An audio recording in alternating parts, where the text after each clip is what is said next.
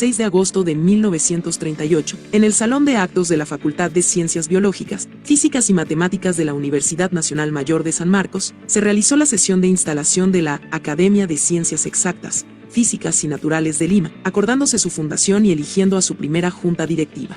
El 23 de octubre de 1939, mediante decreto supremo firmado por el presidente Óscar Benavides, se hizo oficial la fundación de la Academia, bajo el nombre de Academia Nacional de Ciencias Exactas, Física y Naturales de Lima, con independencia en su organización y funciones. Años después, el 2 de diciembre de 1966, el presidente Fernando Belaúnde firmó un decreto supremo cambiando el nombre a Academia Nacional de Ciencias, como se le conoce hasta el presente. La Academia Nacional de Ciencias tiene como objetivo primordial la difusión y la promoción de la ciencia y la tecnología a nivel nacional y servir como consultor en ciencias a los organismos del Estado. Sus fines son promover el desarrollo de la ciencia y sus aplicaciones, conocimientos útiles para las necesidades de la sociedad peruana, fomentar la excelencia en la enseñanza de la ciencia y la investigación desde los primeros años escolares hasta los niveles superiores, estimular interacción entre científicos peruanos en el exterior y los residentes en Perú, así como con los de la comunidad científica internacional, apoyar proyectos de coordinación internacional con efectiva transferencia de información y conocimientos, incentivar la participación de mujeres en los programas de educación científica y actividades científicas a todo nivel, promover publicaciones relacionadas con ciencia, tecnología y desarrollo del Perú, alentar a los científicos de mayor nivel a publicar en revistas internacionales. Asimismo, la Academia Nacional de Ciencias del Perú fue aceptada en el 2003 como miembro científico del Consejo Internacional para la Ciencia, International Council for Science (ICSU). Además, es miembro de la Red Interamericana de Academias de Ciencias, Inter-American Network of Academies of Science, IANAS. A través de los puntos focales peruanos designados en noviembre del 2012, participa en sus programas prioritarios: agua, energía, enseñanza de las ciencias y mujeres para la ciencia. Los puntos focales peruanos tienen a su cargo publicaciones sobre Perú, reuniones de IANAS, organización de seminarios y talleres. También se debe destacar la presencia actual de la Academia Nacional de Ciencias, en la Academia de Ciencias del Tercer Mundo, TWAS. Los presidentes de la Academia Nacional de Ciencias desde sus inicios hasta el presente son Dr. Godofredo García, Dr. José Tola Pasquel, Ingeniero Alberto Guise, Dr. Roger Guerra García, Dr. Ronald Woodman, Dr. Abraham Weisberg, Dr. Gustavo González, Dr. Alberto Gago. Desde su fundación, la Academia tuvo un espacio en la Universidad Nacional Mayor de San Marcos. Luego, con el Dr. Tola Pasquel se mudó a otro en la Pontificia Universidad Católica del Perú. Recién en el 2001 el Ministerio de Educación nos cedió parte de las instalaciones de la Casa de Osambela, Centro Cultural Inca Garcilaso de la Vega, que actualmente es nuestra sede, así como de la Academia Peruana de la Lengua, Academia Nacional de Historia y Academia Nacional de Medicina, además de la Academia Peruana de Ingeniería y Academia Peruana de Derecho.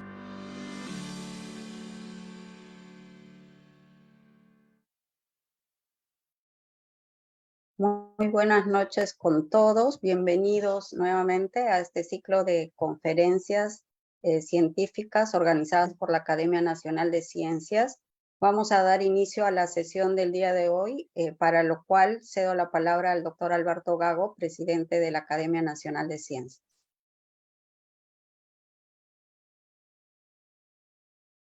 Doctor Alberto, adelante, por favor.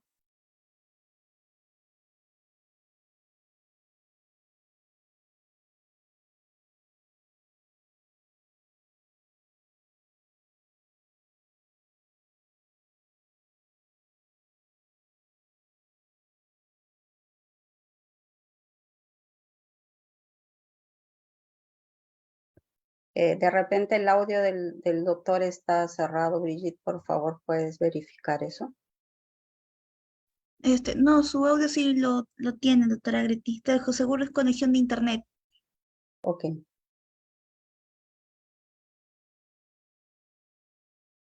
Adelantando un poquito sobre la sesión de hoy, antes de escuchar las palabras del doctor Alberto, la charla del día de hoy está relacionada a lo que es cambio climático y agricultura, y tenemos el honor hoy día de contar con el doctor David Ramírez, quien nos va a contar un poquito desde su experiencia sobre cambio climático y el comportamiento agronómico. Vamos a esperar unos minutos al doctor Alberto Gago y luego presentamos al doctor David Ramírez.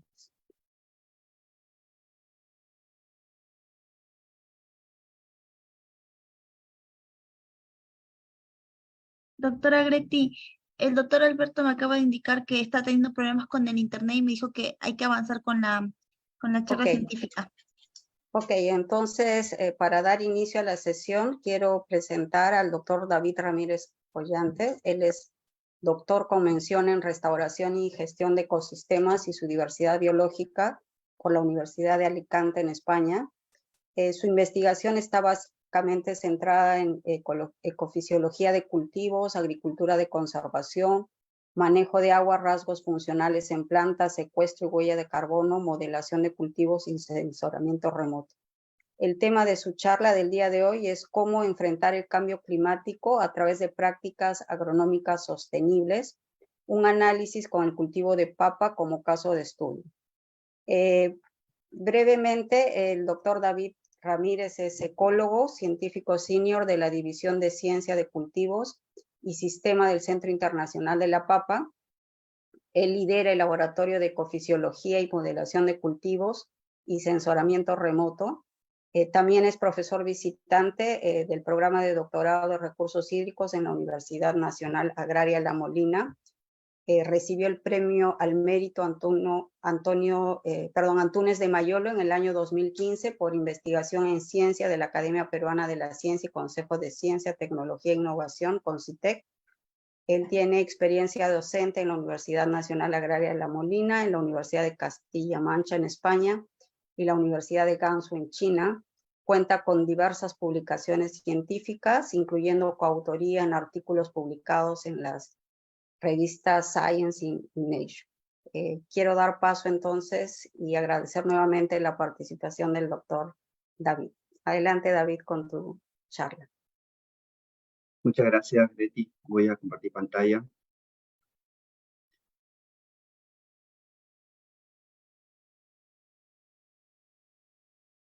Ok, no sé si me pueden confirmar si se ve mi pantalla. Sí, sí se ve. Sí. Ok, muchas gracias. Bueno, agradecer también a la Academia Nacional de Ciencia por este espacio, por esta invitación, y bueno, y también por haber sido, digamos, uno de los promotores, por haberme otorgado el premio de Antunes de Mayolo en 2015 por investigación en ciencia. Así que para mí es un honor estar aquí. Aprecio mucho esto. Así que, bueno, en fin, yo quiero empezar mi charla básicamente tratando de reflexionar acerca de un tema que es crucial y digamos que para el desarrollo de la misma tengo ciertas preguntas de investigación que quisiera tratar de responder, ¿no? La primera de ellas es bueno, ¿por qué es necesario el ver de reducir emisiones cuando producimos alimentos en el mundo, ¿no? Cuánto es esa emisión en relación a lo que se viene emitiendo.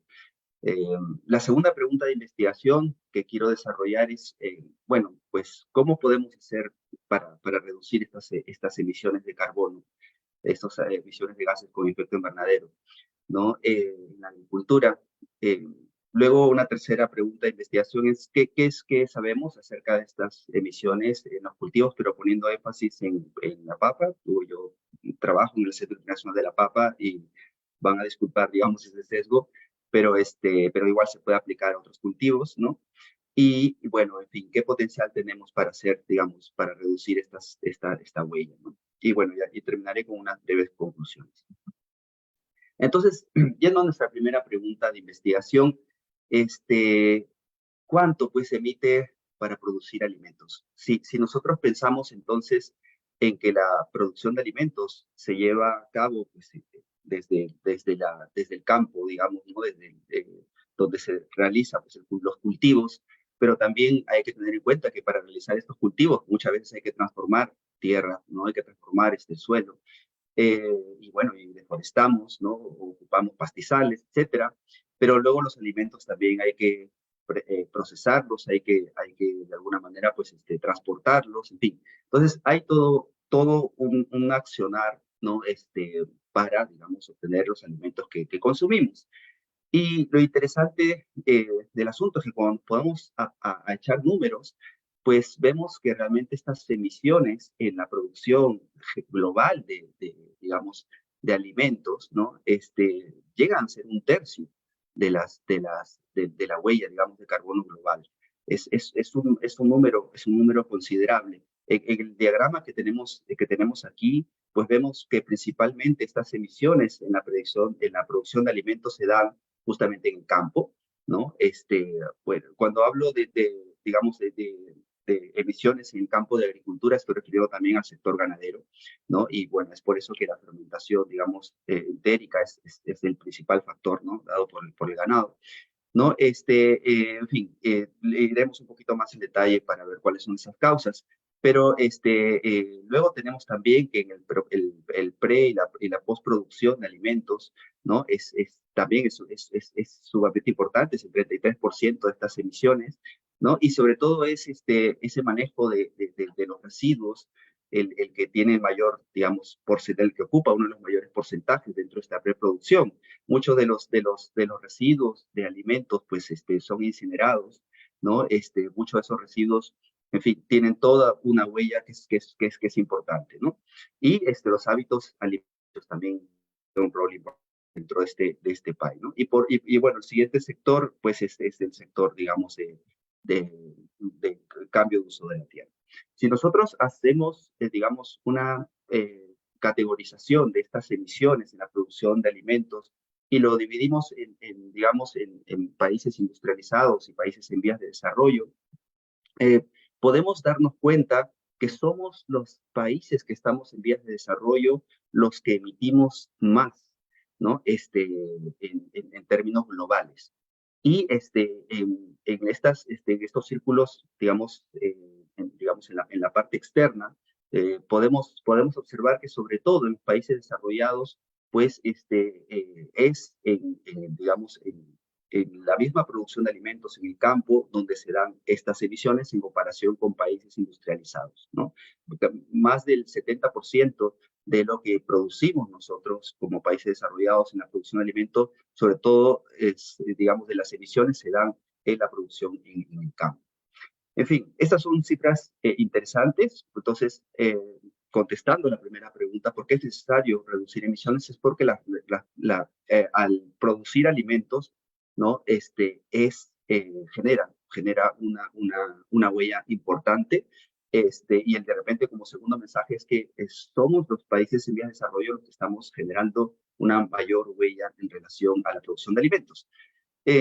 Claro, cuando uno revisa el informe del IPCC, por ejemplo, el reporte de evaluación 6, y bueno, digamos que en el sector agricultura, dentro del IPCC, del panel intergubernamental de cambio climático, podemos observar que el sector agricultura se une junto con el sector forestal y otros usos de la tierra, ¿no? Le llaman los APOLU. Pero si nosotros nos preguntamos entonces cuánto, digamos, de peso tiene el sector agricultura en relación al otro subsector que es forestal, y sobre todo hacemos una discriminación entre lo que son gases con efecto invernadero, como el metano, y también el óxido nitroso. El óxido nitroso tiene más de 200 veces mayor poder de efecto invernadero que el CO2, pues podemos darnos cuenta de que el sector agricultura es sobre todo el más importante. Cuando vuelvo a poner énfasis al sector agricultura, tanto me refiero también al sector ganadero, ¿no? Digamos que el 81%, el 44% de las emisiones de óxido nitroso y de metano, sobre todo se dan por la producción de alimentos, por el sector agricultura dentro de estos aforos. O sea, estamos hablando de gases con efecto invernadero muy potentes y que sobre todo se dan por la producción de alimentos. Entonces, ese es otro punto que también quiero poner énfasis. El óxido nitroso y el metano, entonces, sobre todo se dan en la producción de alimentos. Es muy importante. Si nosotros vemos también la categorización nuevamente por tipos de países, en el caso de países con ingresos medios, como es el caso de Perú, por ejemplo, vemos que los países con ingresos medios son, sobre todo aquí tenemos un diagrama de la cantidad de emisiones, ¿no? Que se da en gigatoneladas de CO2 equivalente. También pues podemos observar que sobre todo son países de ingreso medio, como es Perú, por ejemplo, donde estas emisiones son importantes a nivel global, ¿no? En fin, entonces, contestando a la primera pregunta, ¿por qué es necesario reducir emisiones? Porque son importantes en el sector, ¿no? Bien, en fin, este contexto de analizando números, entonces quisiera tratar de responder la segunda pregunta de investigación en esta charla. ¿Cómo podemos entonces hacer para reducir estas emisiones sabiendo de que son sumamente importantes? Bueno, nosotros podemos tener, digamos, un balance. Podemos ver que la producción de alimentos, el sector de agricultura, puede tener, dependiendo de los inputs, dependiendo de las perturbaciones, etcétera, puede tener, digamos, un balance entre lo que viene a ser, pues, remoción, ¿no? Es decir, hay proceso en la agricultura para generar alimentos, hay proceso de productividad primaria neta, de asimilación de carbono, ¿no? De incorporación de carbono también en el suelo, por ejemplo. Entonces puede haber también digamos, un balance que más bien tiene que ver con el secuestro de carbono, ¿no? Aunque también podemos tener otro balance aquí en rojo, ¿no? Pues, que va a hacer que nuestra agricultura sea con una mayor emisión. Y esto va a depender un poco de los inputs, ¿no? Si utilizamos, pues, por ejemplo, fertilizantes o agroquímicos sintéticos, ¿no? La huella de producir agroquímicos sintéticos es muy, muy alta, ¿no? Y por lo tanto, pues, nuestras emisiones de carbono al producir alimentos van a ser mayores. En fin, entonces, digamos que hay un balance que uno puede ir, digamos, jugando, y que uno, de alguna manera, puede, pues, hacer que el sector agricultura también pueda actuar más bien como digamos, un sector que nos permita, aparte de producir alimentos, también poder remover ese carbono. Así que sí, existe un potencial de reducir emisiones, ¿no? Y digamos que se categorizan en potenciales, dos tipos de potencial, ¿no? Hay un potencial técnico y un potencial costo efectivo. ¿A qué se refiere esto? Bueno, básicamente el potencial costo efectivo, pues, se refiere a que las medidas que tomemos para reducir, digamos, emisiones, pues, tengan un costo menor al $100 por tonelada de CO2, ¿ok? En este artículo que realmente recomiendo leer, es un artículo en Global Change Biology de Rowe y coautores del 2021, hacen un análisis muy interesante de justamente este potencial que podríamos tener nosotros para poder reducir emisiones. Hay en sectores, por así decirlo, yo me voy a centrar en el sector agricultura, pero en el sector forestal también existen pues estos potenciales, ¿no? En el sector agricultura los podemos dividir en dos: unas técnicas, unas prácticas que también pueden ser costo efectivas, y que más bien están diseñadas o pueden ser diseñadas para reducir esas emisiones. Por ejemplo, algunas técnicas bueno, algunas metodologías para reducir la fermentación entérica en el ganado, ¿no? El manejo del estiércol, en fin, hay manejo de nutrientes, ¿no? Maneras de cómo cultivar el arroz, que luego ya iremos un poco más digamos, a ese tema, ¿no? Son, digamos, técnicas que me permiten reducir emisiones. Pero hay otras técnicas, hay otras metodologías que me permiten secuestrar carbono, ¿no? La agroforestería es uno de ellos, el biochar es otro de ellos, algunas técnicas que van a permitirme, pues, conservar carbono en los pastizales y en los mismos cultivos. En fin, entonces, sí hay soluciones. Los países, sobre todo, suelen ser más, digamos, proclives a hacer o mejor dicho, a poner en práctica técnicas que sean costo efectivas, ¿no? En fin, entonces, si nosotros, pues, hacemos un balance de este potencial, digamos, técnico, podemos tener un porcentaje considerable digamos, de reducción de emisiones, hasta un 32.7 gigatoneladas de CO2 equivalente al año, que es bastante, ¿no? No obstante, si aplicamos también unas técnicas costo efectivas, estas que cuestan menos de $100 por tonelada de CO2 equivalente, bueno, pues también vamos a un porcentaje importante que es 13.8 gigatoneladas. ¿no?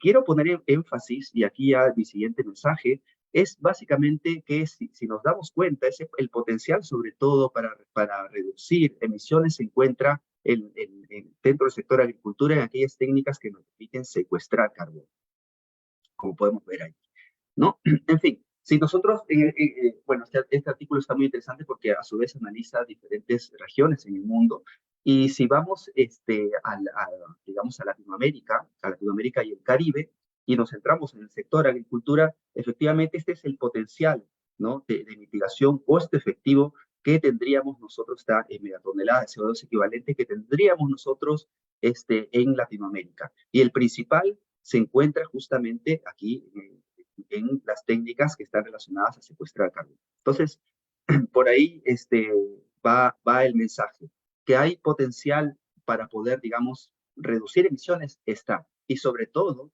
en aquellas técnicas que me permitan retener carbono, secuestrar carbono, sobre todo en el suelo.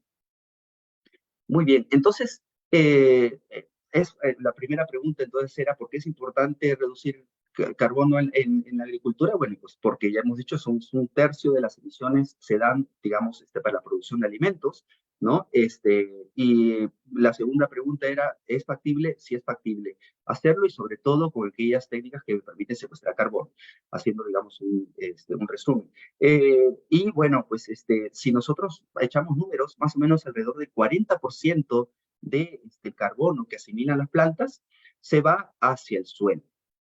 Esto quiere decir que pues ese carbono se fija, ¿no? Y las plantas pues generan pues raíces, ¿no? Que penetran al suelo. Muchas de esas raíces, digamos, mueren, se incorporan, etcétera, y entonces esto, digamos, es secuestro de carbono, ¿no? Es que aquí tenemos, digamos, una fotografía de la cantidad de carbono, pues, que las plantas están comenzando a fijar, secuestrar e introducir al suelo, ¿no?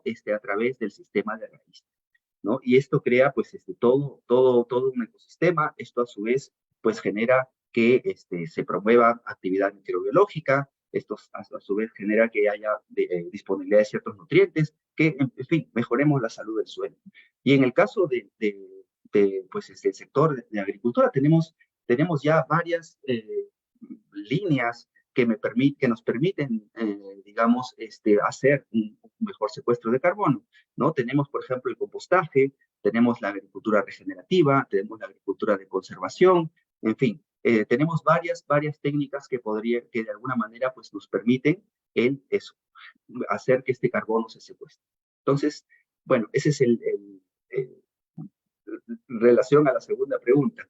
En relación a la tercera pregunta, bueno, ¿qué sabemos acerca de las emisiones de carbono en los cultivos? Y bueno, con énfasis a la papa. Bueno, pues aquí tenemos una imagen, un mapa en donde podemos ver, pues, las emisiones de carbono que se dan, sobre todo, pues, cuando cultivamos, cuando vemos, digamos, el rubro, digamos, dentro de la agricultura, pero que tiene que ver con cultivos, ¿no? No pecuario, por así decirlo.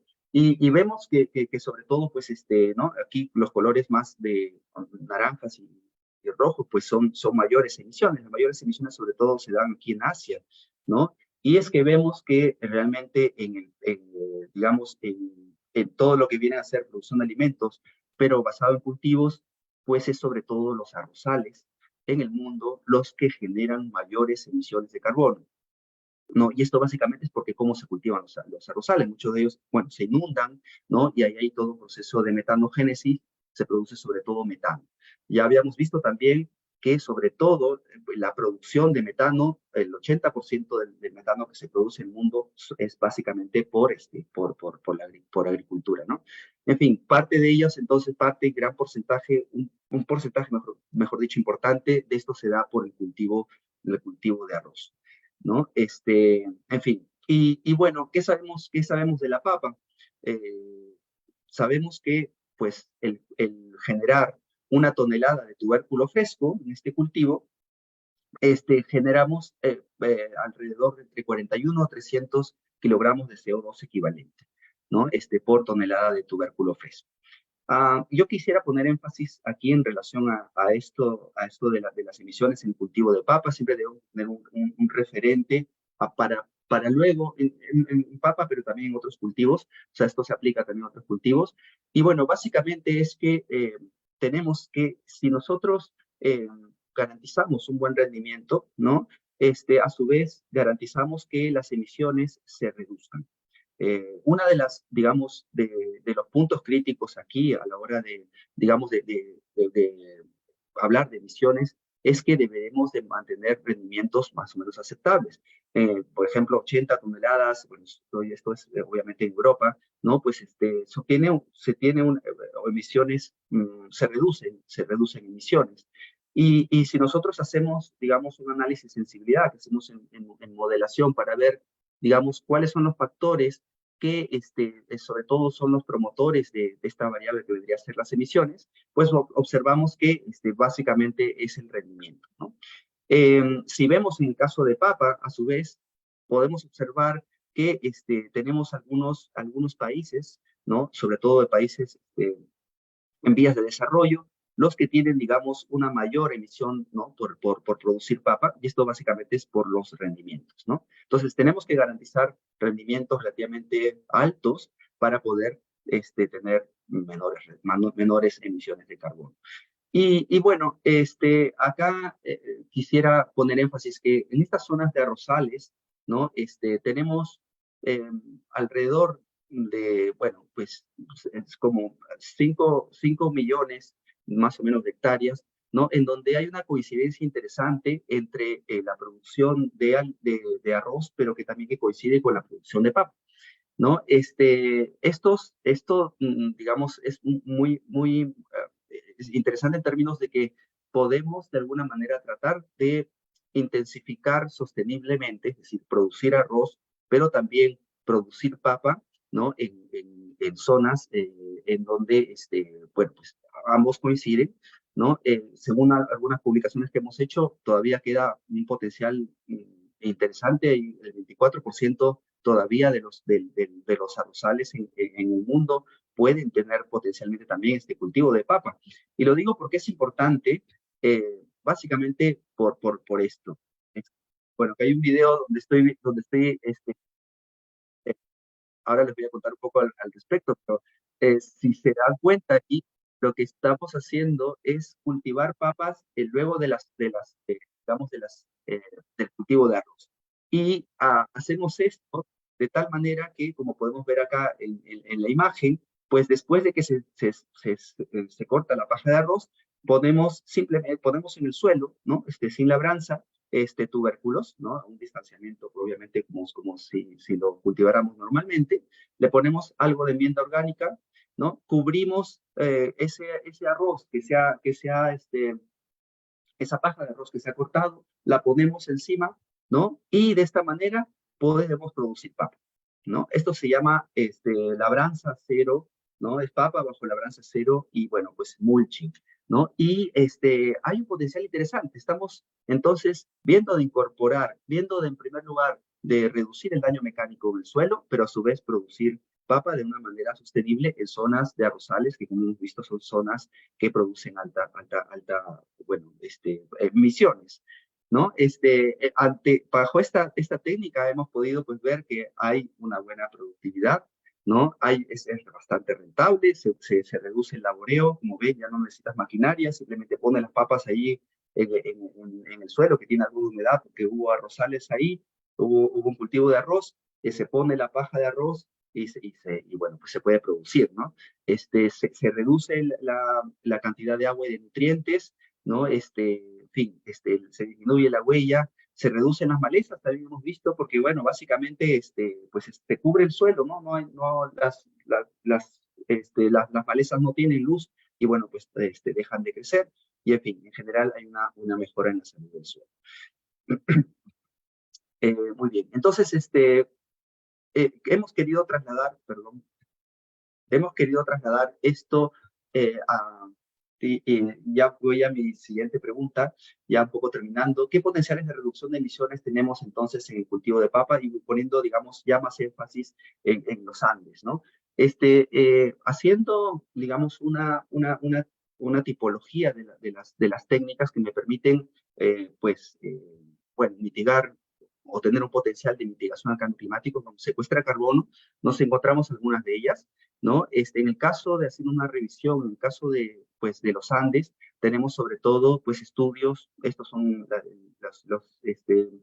el tamaño de los círculos implica, pues, que hay mayores publicaciones allí, pero la labranza mínima, el mulching, ¿no? El poner esta materia orgánica, en fin, son las técnicas que se han ido, bueno, publicando, ¿no? Y aquí tengo una de estas prácticas, ¿no? Si vemos incluso, porque les comentaba que lo que debemos que hacer es garantizar rendimientos, vemos que en algunos casos, pues, acá los círculos, el tamaño de estos círculos, pero a su vez el color más tendiendo al azul, implica que podemos tener rendimientos mayores del 100% con estas prácticas, ¿no? En fin, la combinación de microorganismos en el suelo, pero la incorporación también, por ejemplo, de gallinaza, de un compuesto orgánico, ¿no? Con algo de fertilización química, ¿no? Nos da, por ejemplo, resultados muy interesantes que pueden, digamos, incluso aumentar el rendimiento. Si aumentamos el rendimiento, reducimos la huella de carbono, como hemos dicho. Entonces, lo que estamos haciendo ahora en proyectos actuales es comenzar a tener en cuenta todas estas variables, e ir viendo, pues, de cultivar papas, ¿no? Cultivar papas, perdón, con la incorporación bueno, de rastrojo o de paja, por ejemplo, de algunos cereales, ¿no? En este caso de cebada, trigo, ¿no? Y reducir también la labranza. En fin, tenemos algunos experimentos, esto es hecho en la Libertad, en el distrito de Chugay, ¿no? De ensayos de agricultura de conservación, en donde pues ponemos este mulching, donde no hacemos labranza, similar a los ensayos que les he mostrado en la India, por ejemplo, ¿no? Y estamos también testando ensayos de agricultura orgánica, en donde estamos tratando de reducir la cantidad de fertilización química, ¿no? Y ver algunos resultados. Entonces, a su vez, debemos de hacer mediciones de nuestra huella de carbono, ¿no? Esta huella de carbono, pues la podemos hacer con algunas calculadoras con información secundaria, algunas calculadoras como por ejemplo el Cool Farm Tool, el CFT, que me permiten, digamos, tener una idea de cuánto carbono se está emitiendo, ¿no? Y luego, obviamente, pues un análisis de beneficio-costo para ver si esto es rentable, ¿no? En fin, algunos resultados así muy preliminares todavía, ¿no? Este es un primer año, tenemos que hacer un segundo año para poder tener, digamos, unos hallazgos científicos más concretos, ¿no? Pero básicamente, pues, tenemos que el espesor de este mulching o de esta paja de cebada, en este caso, pues, un espesor, por ejemplo, de 20 a 30, pues, hace que el rendimiento sea mayor, ¿no? Digamos, esta materia orgánica que se va incorporando crea un cierto microclima y a su vez, pues, pues, es importante el saber, pues, cuánto de esto hay que ir colocando, ¿no? Hay que ir experimentando, entonces, y hay que ir midiendo sobre todo, ¿no? Bueno, algunos resultados también para remarcar, básicamente también, labranza convencional y sin labranza, reducimos pues huella de carbono sin labranza, como es esperable, ¿no? El caso también de, por ejemplo, un análisis de costo-beneficio, pues podemos ver también que hay un mayor costo-beneficio si aumentamos el grosor de ese mulching. En fin, son resultados que todavía son preliminares, pero que ya nos van dando, digamos, algunas dianas de por dónde ir. Muy bien, entonces, ya pasando a un tema que creo que es sumamente importante, en el caso de la producción de papa, por ejemplo, vemos que las zonas donde se produce papa, que son aquí, pues, están aquí con una coloración roja, variedades nativas y las variedades mejoradas, de papas nativas, perdón, variedades mejoradas, ¿no? En verde, ¿no? Pero esta producción de papas sobre todo se da y coinciden con algunas zonas en donde pues hay mayor pobreza, ¿no? Y hay zonas donde hay pues sobre todo mayor vulnerabilidad climática, ¿no?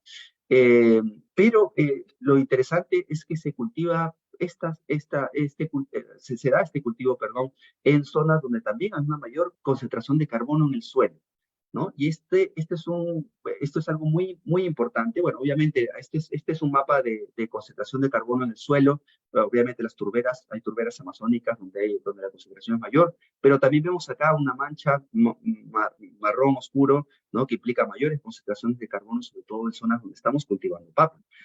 Y esto es sumamente importante porque cuando nosotros hablamos de compromisos ambientales, estas son las contribuciones nacionalmente determinadas, que son compromisos que tienen todos los países, pues rigiéndose pues, a los compromisos del Acuerdo de París, ¿no? El Perú tiene pues también sus contribuciones nacionalmente determinadas.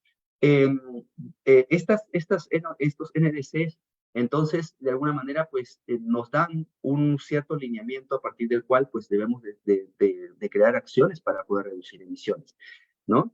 En fin, si vemos, por ejemplo, una de ellas, tenemos estas contribuciones nacionalmente determinadas para adaptación. Una de ellas es, por ejemplo, la implementación de buenas prácticas, es decir, utilizar fertilización de manera óptima, poner el fertilizante sintético si es que se necesita. Muchas veces estamos, digamos, despilfarrando el uso de fertilizantes sintéticos, con lo cual esto implica también una huella. Pero lo más importante es que cada vez estamos cultivando en zonas más altas.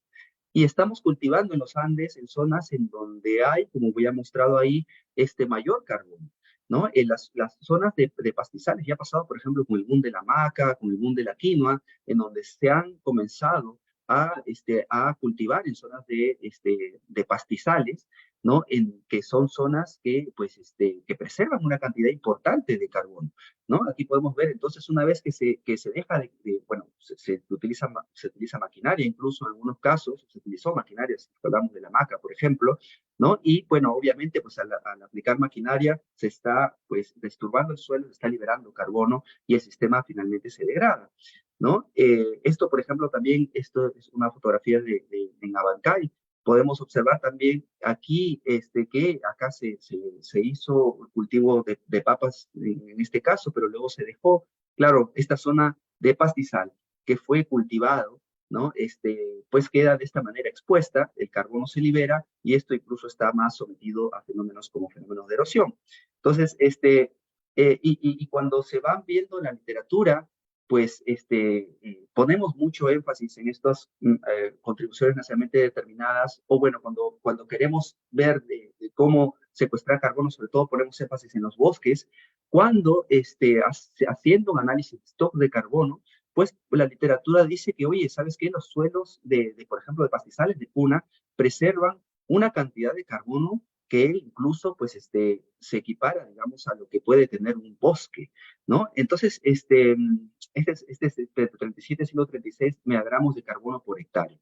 Esto es sumamente importante. Hay que darle también, entonces, una cierta prioridad a estos pastizales y de alguna manera, pues, tratar de restaurar, ¿no? Todo esto y tratar de ver cómo podemos, de alguna manera, pues, reducir estas emisiones. Es importante trabajar también en la búsqueda de evidencia. No solamente es bueno, pues de alguna manera tenemos que ir hacia estudios que me permitan saber cuánto carbono tenemos para tratar, pues, uno, de crear medidas que eviten, pues, la pérdida de este carbono, que nos ayuden a conservar este carbono, y ahí el mapeo de carbono y a través de sensoriamiento, pues, remoto, a través de modelos de inteligencia artificial, es crucial para crear estas evidencias, ¿no? En fin, obviamente hay que equiparar estos modelos con muestras de suelo, etcétera, pero bueno, esto es algo que hay que hacer muestreos de suelo, hay que de alguna manera ver cómo se relacionan esta cantidad de carbono con las rotaciones que se han tenido, ¿no? Con variables climáticas, etcétera, y tratar de ir en la dirección de ir viendo, de hacer mapeos de carbono en zonas, digamos, en donde se están cultivando y donde potencialmente se va a cultivar para tratar de alguna manera de ver mecanismos de compensación, ¿no? Relacionados pues a la preservación de este carbono, ¿no? Entonces, es algo que estamos comenzando a trabajar, sobre todo en la zona de la Libertad, que es donde estamos pues, llevando a cabo nuestras iniciativas, ¿no? Y ahí, pues, el sensoramiento remoto, el uso por ejemplo, de vehículos aéreos no tripulados, que nos permiten muchas veces, pues, el poder adquirir imágenes que van a permitir este modelamiento que comentaba del carbono, ¿no? Lo podemos hacer también con satélite, pero el problema con el satélite es que tenemos muchas imágenes con nubosidad, ¿no? Y bueno, pues por eso hacemos, digamos, un mapeo también con el uso de drones para poder, digamos, hacer un mapeo mucho más, digamos, exhaustivo, una mayor escala, ¿no? Y que me permita, digamos, hacer un mejor modelamiento. En fin, quisiera terminar esta parte para mencionar también que existen algunos otros estudios, como este estudio de Vanek, en donde se demuestra también que los descansos que uno puede tener luego del cultivo pueden ser mejorados, y ahí viene el nombre del descanso mejorados. Se pueden cultivar esos descansos con algunas fijadoras de nitrógeno, ¿no? Con algunas leguminosas y también con algunas gramíneas, ¿no? Y pues a su vez incorporar y mejorar y restaurar. En el caso donde ya se ha hecho, digamos, un cultivo, ¿no? Pues las zonas donde se han llevado a cabo esta intensificación, por poner el nombre. Y bueno, y finalmente, bueno, pues esto está dentro de, por ejemplo, unas contribuciones nacionalmente determinadas.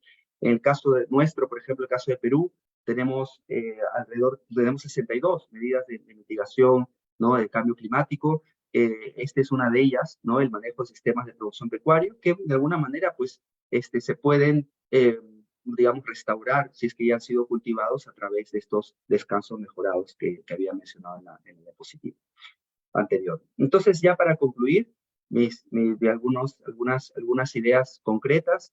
Bueno, pues ya no tenemos que evitar de seguir produciendo alimentos, en el caso nuestro de los Andes, en zonas en donde, digamos, hay pastizales, ¿no? O sea, evitar la extensificación. Ya no podemos, digamos, seguir cultivando en zonas de pastizales porque preservan una cantidad importante de carbono, ¿no?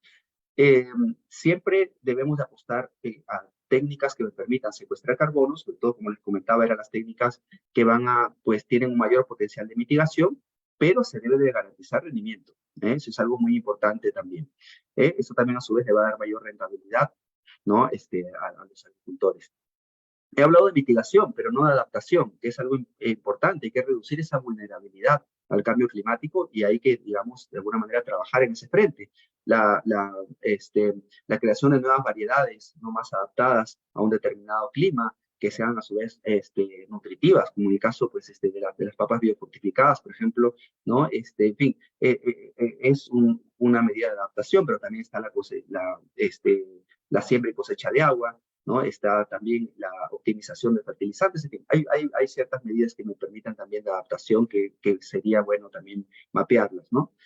Hay que recuperar los paisajes degradados. Si pues cultivó, se puede utilizar medidas de restauración. Los barbechos o las zonas de descanso mejorados es, por ejemplo, una de ellas, ¿no? Si nosotros vamos hacia proyectos, todos tienen que estar alineados con nuestros compromisos climáticos, ¿no? Con estas contribuciones nacionalmente determinadas. Entonces, he mencionado dos, pero hay otras más. Y bueno, pues estos esfuerzos de investigación deberían de estar para apoyar y soportar de alguna manera estos compromisos que tenemos como país para reducir emisiones. Y como hemos visto en el sector agricultura, hay una muy buen potencial, sobre todo en las zonas altoandinas, ¿no? Hay que cuantificar, hay que medir. Si no medimos, no podemos demostrar. Recordemos que ahora el Banco Mundial se encuentra, digamos, tratando de ver cómo se puede de alguna manera hacer más transparentes estos incentivos de mercados de carbono, que están cuestionados, sí, pero que de alguna manera pues deberíamos de tener esa información transparente, esa información libre, ¿no? De libre acceso, y bueno, y pues esto se logra básicamente midiendo, modelando, ¿no? Y eso es algo que debemos de continuar haciendo. Y finalmente, políticas, ¿no? Sin políticas no hacemos nada, ¿no?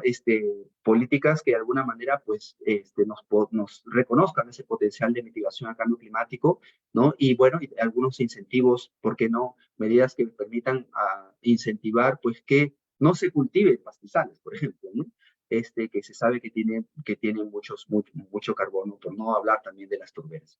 Bueno, eso es todo lo que quería contarles. Me he excedido con el tiempo, así que muchas gracias por el espacio y bueno, estoy atento a cualquier pregunta. Gracias. Muchas gracias, David, por tu interesante exposición. De hecho, un enfoque bastante nuevo.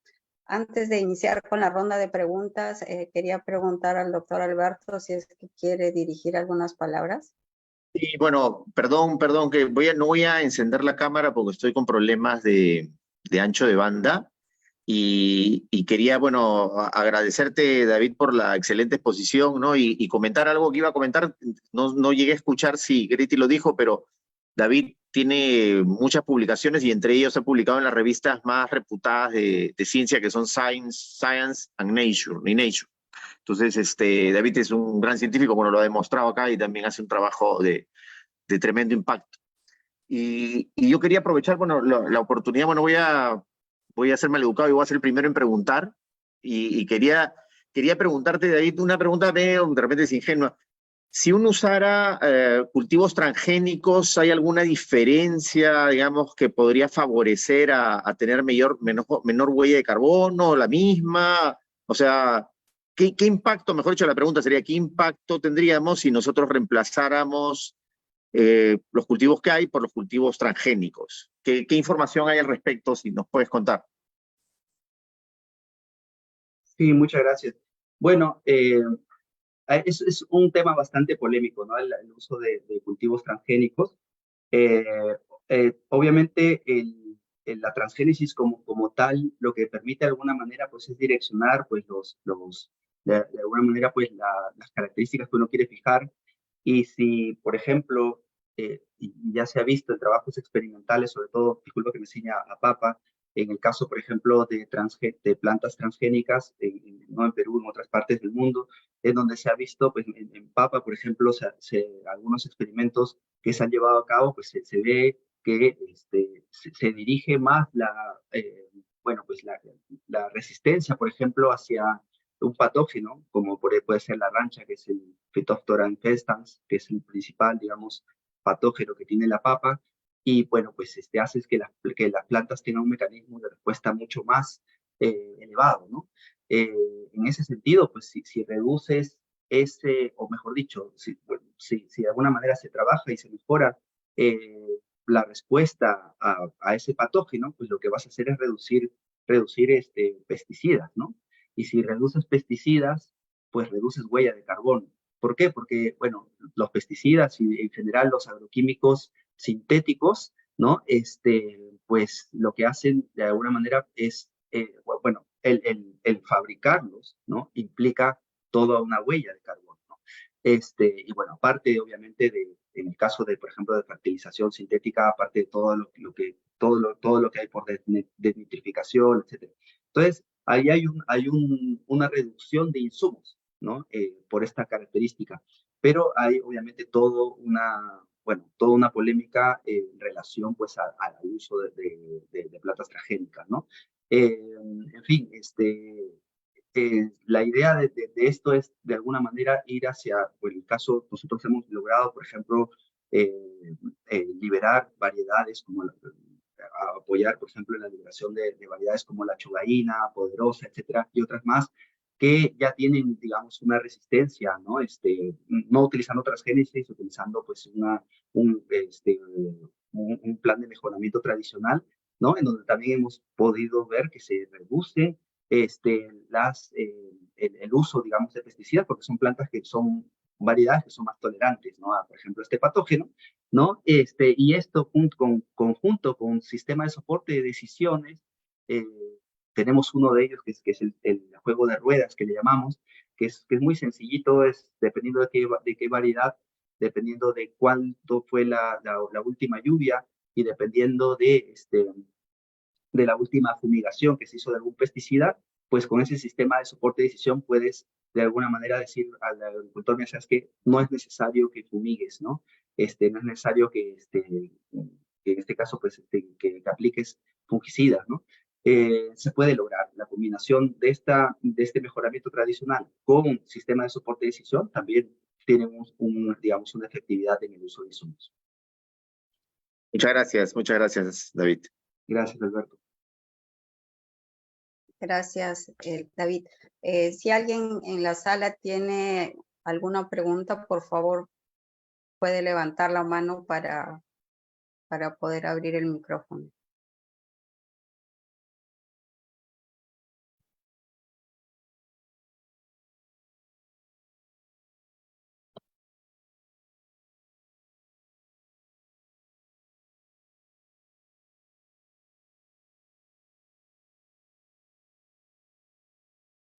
Adelante, Lisa. Y por favor, puedes darle audio.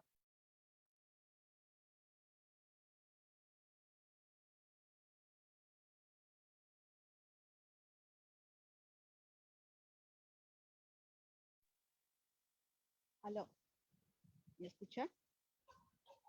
Sí. Sí, te escuchamos, Hola. Elisa. Hola. Hola, David. Qué ¿Cómo gusto estás? Hola, escuchar. Greti. No me podía perder esto. David, mi pregunta es bien sencilla.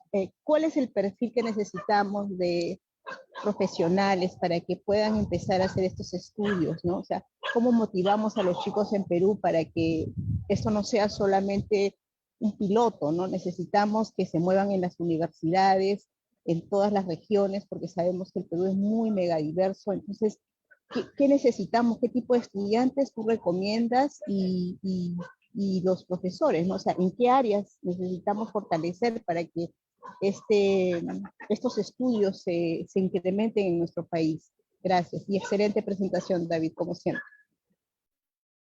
Gracias, Elisa. Sí, yo creo que todo suma, ¿no? Mi experiencia, pues he tenido estudiantes bueno, de hecho mi grupo de investigación estamos formados por físicos, meteorólogos, bueno, yo soy biólogo. Entonces, sí, hay todo, creo que una corriente de estudiantes que están muy ávidos a este tema. Personalmente, pienso que tiene que ser un perfil de estudiantes y ahí en las universidades, pues de alguna manera tienen que jugar un rol importante en relación bueno, a diseminar ciertas herramientas que ahora hay, por ejemplo, en nuestro tipo de estudiantes no había, ¿no? El uso, por ejemplo, de inteligencia artificial eh, es importante dar a los estudiantes algunos, eh, bueno, pues algunos materias básicas en relación a estas nuevas ciencias que están saliendo, ciencias de datos, ¿no? Es sumamente importante para poder, pues, sintetizar, modelar, para poder predecir y para poder de alguna manera manejar también cultivos, ¿no? Creo yo que una base en suelos es importante desde un punto de vista, bueno, en fin, de ciclos de nutrientes, pero también microbiología, ¿no? No he hablado de microorganismos y ahí creo que hay un punto sumamente importante, ¿no? Que los microorganismos pueden ayudar en acelerar toda esta descomposición de la que les hablaba del mulching, ¿no? Pero eso no se descompone muy fácilmente. En el caso de arroz tenemos muchos problemas en descomposición, pero sí se podría, digamos, de alguna manera trabajar la línea de microbiología que ayude justamente a que esta descomposición se haga más, digamos, se haga en menos tiempo, ¿no? Creo yo que hay un punto importante allí. Pienso también que el tema de mediciones de huella de carbono es fundamental. Creo que deberíamos, a la hora de hacer cualquier tipo de actividad, trabajar que el estudiante sea capaz de distinguir varios frentes, ¿no? El agrónomo ya ahora ya no está únicamente interesado en producir, que eso sí, obviamente es importante, pero también hay que reducir huella, ¿no? Pero hay que medirla, ¿no? Y hay que hacer un balance económico, ¿no? Porque si esto no es rentable tampoco, bueno, pues entonces hay varios puntos ahí, realmente es muy multidisciplinar y yo creo que todo suma, ¿no? Desde ingenieros ambientales, desde agrónomos, desde biólogos, en fin, creo que se necesitan, digamos, todas aquellas personas o todos aquellos profesionales que estén interesados justamente en cambio climático y en estos temas, ¿no? Sí. Gracias, David. Perfecto. Muy amable. Gracias. Gracias Elisa y gracias David. ¿Alguna otra pregunta?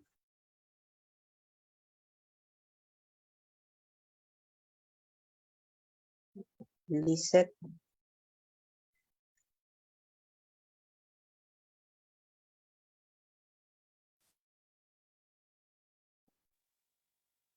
Buenas noches. Buenas noches, Lisette.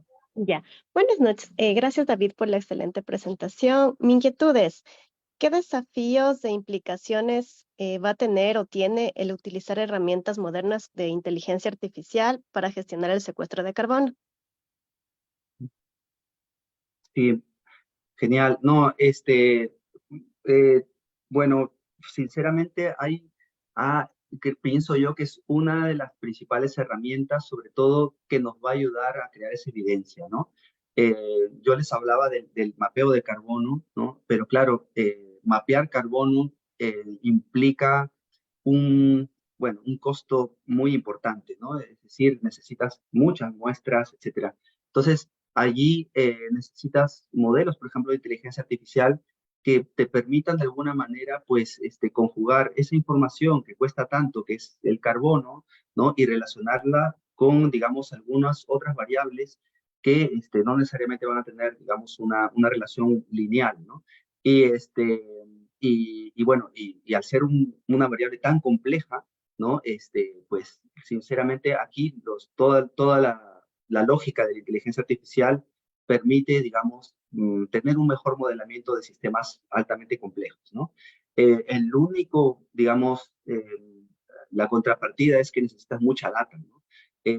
Pero una vez que se ajusten estos modelos, pues realmente la creación de evidencia a través de estas herramientas, para mí es fundamental y se está avanzando, ¿no? En esa línea para el modelaje, para poder crear evidencia y para ir a futuras, digamos, mecanismos a partir del cual se hagan, transparentes datos relacionados a la cantidad de secuestro de carbono, más en el campo agrícola, creo que es fundamental.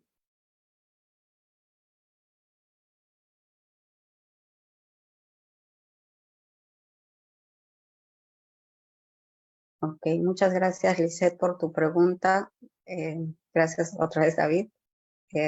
¿Tienen alguna otra pregunta?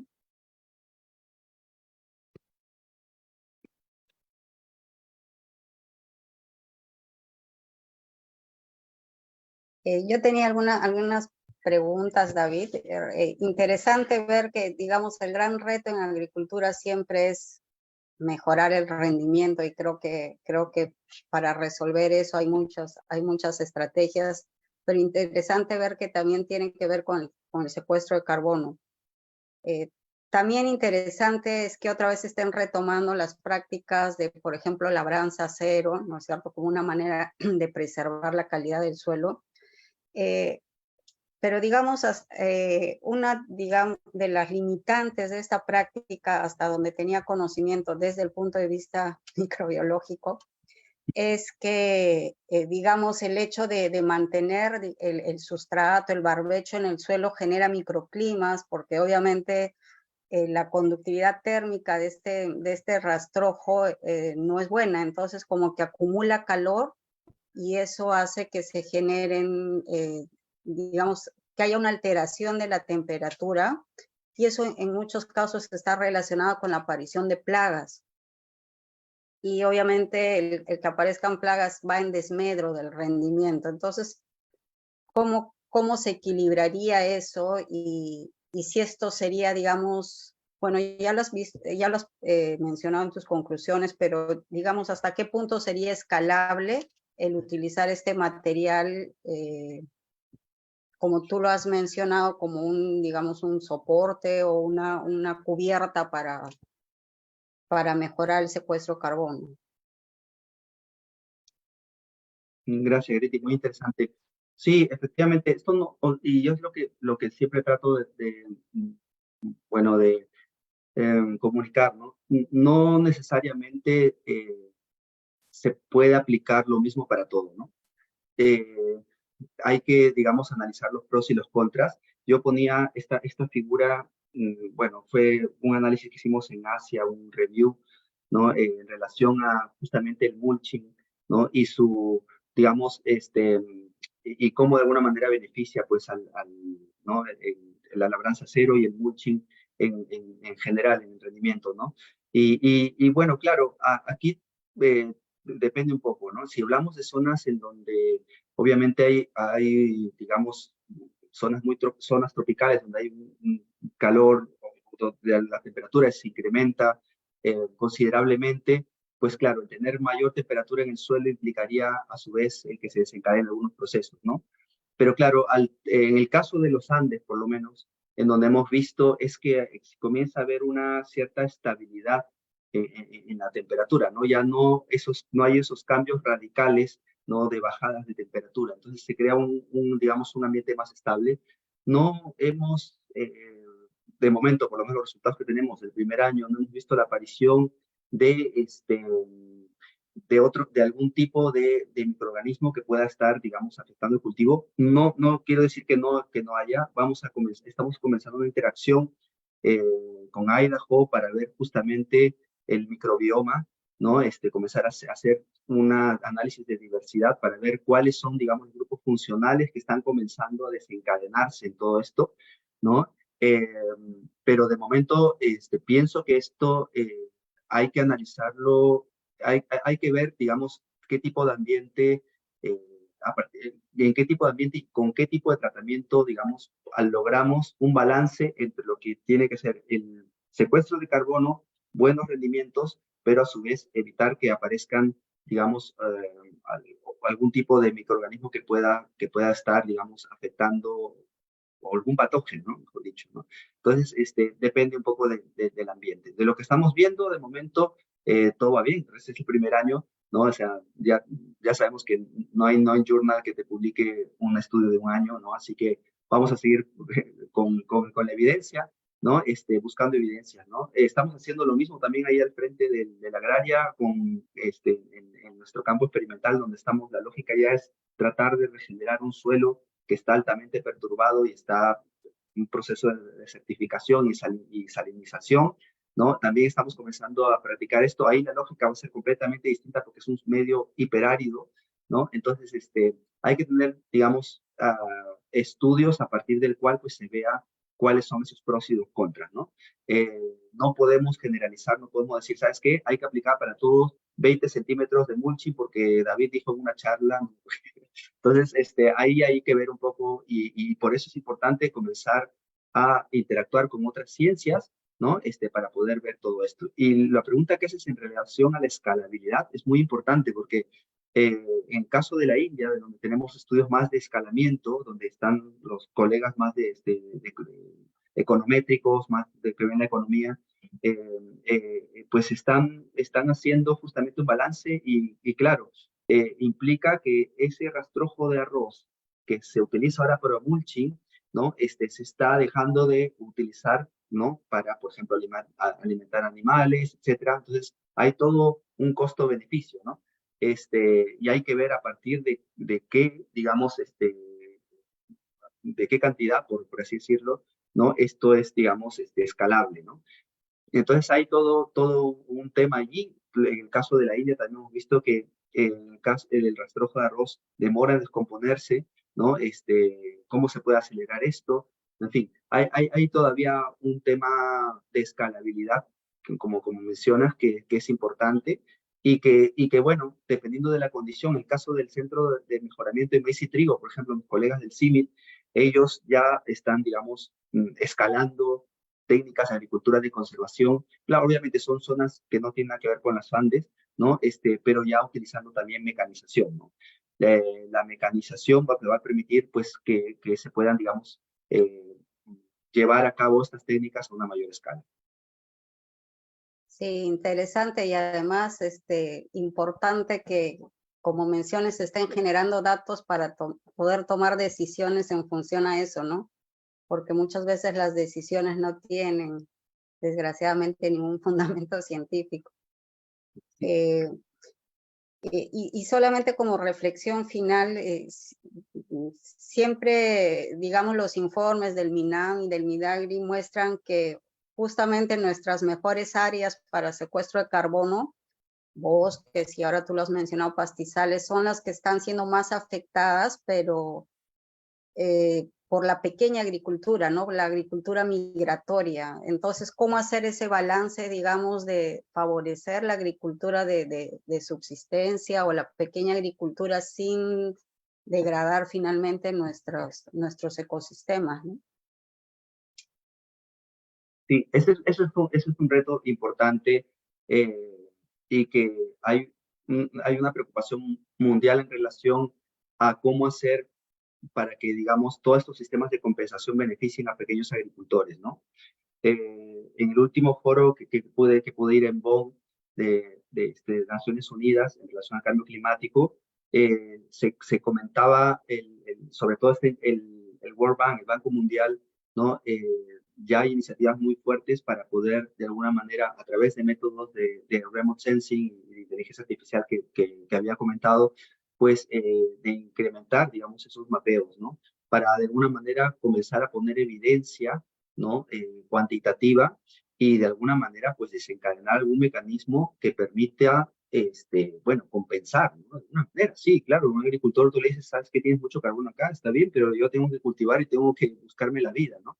Entonces, hasta que esto no sea resuelto, hasta que de alguna manera haya un sistema de compensación que permita, pues, a su vez, hacer, digamos, una preservación, pues, entonces vamos a continuar, bueno, extensificando, cultivando en pastizales, etcétera, ¿no? Entonces, ahí ya depende mucho de políticas y bueno, como científicos lo que podemos aportar es en la búsqueda de evidencia, estoy completamente de acuerdo, ¿no? Y en la búsqueda de herramientas para poder hacerle la vida más fácil, entre comillas, a los políticos para poder tomar ese tipo de decisiones, ¿no?